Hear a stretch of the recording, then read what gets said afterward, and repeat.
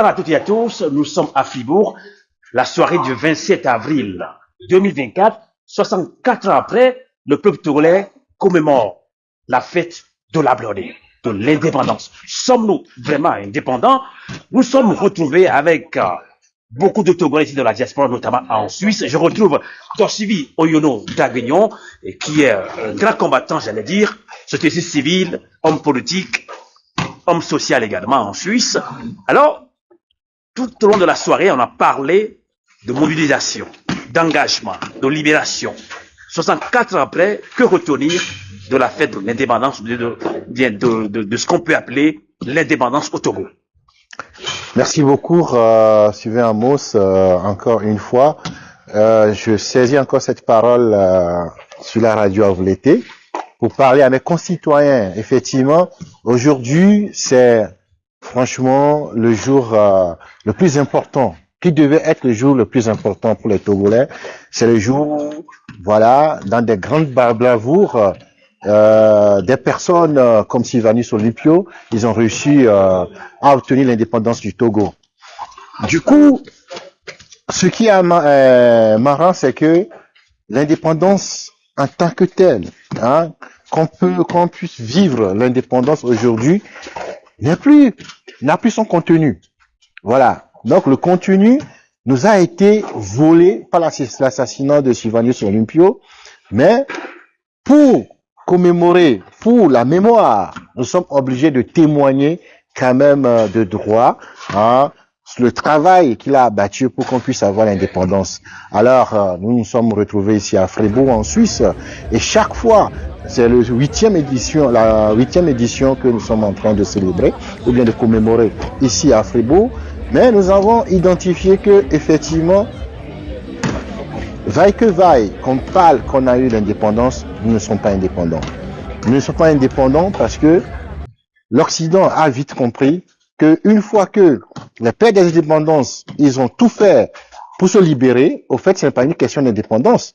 Aujourd'hui, les mentalités évoluent, et même je collabore avec l'expression de Tobi Zeuto qui dit effectivement, on n'est pas indépendant. C'était une dignité, une liberté.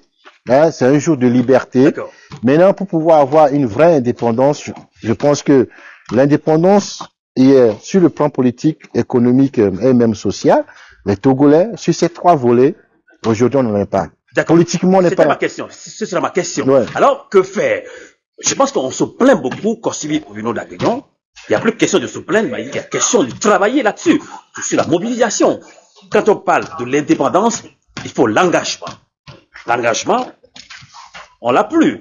Oui, effectivement. Donc, l'indépendance, le Togo l'avait connu 3 ans, vous le savez comme moi, hein, de 27 avril 1960 au 13 janvier 1963. Hein, donc, il y avait eu l'indépendance. Donc, la Blodée a été une fois, hein, une vraie abordée pour les Togolais, sauf que voilà, le père de l'indépendance a été tué. Donc, une fois qu'il a été tué, qu'est-ce qu'on a constaté? On a mis à la place un dictateur, en la personne de feu Gnassingbé Eyadéma, qui a conduit le Togo pendant 38 ans. Donc, le problème des Togolais, c'est de retrouver l'indépendance acquise par Sylvanus Olympio. Parce que tout le règne de Gnassingbé, y compris son fils aujourd'hui, c'est une continuité dans ce qu'on appelle l'indépendance truquée. Je reviens à charge. Donc maintenant, à chaque fois on se dit qu'on n'est pas indépendant, mais on sait, 64 ans après, que devons-nous faire? Parce qu'aujourd'hui, vous vous êtes rencontrés, il y a une conférence débat, il y a eu des questions sur l'engagement des femmes africaines, puisque au Togo, les femmes se sont bien engagées dans ce qu'on appelle la Blodée. Hein, nos mamans paient à leur âme, hein, ceux qui ont combattu pour la Blodée. Alors que devons-nous faire, nous de la diaspora? On doit continuer la lutte. Et c'est ce que nous sommes en train de faire. Et ça va prendre du temps. Est-ce que nous en sommes conscients? Je pense que certains disent que oui.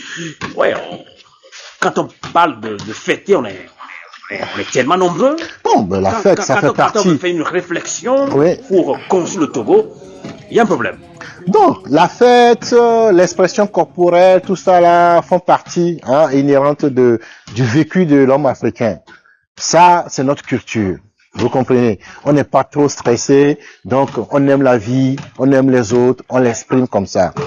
Mais au fond des trucs, c'est que il y a l'impérialisme qui nous tue.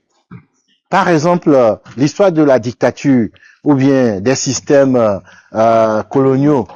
Le Togo aujourd'hui, c'est quoi? Ce n'est pas un pays, c'est un enclos colonial. On nous a tracé des frontières, on nous a mis dedans, on nous a imposé des constitutions et on suit bêtement la constitution française jusqu'à aujourd'hui.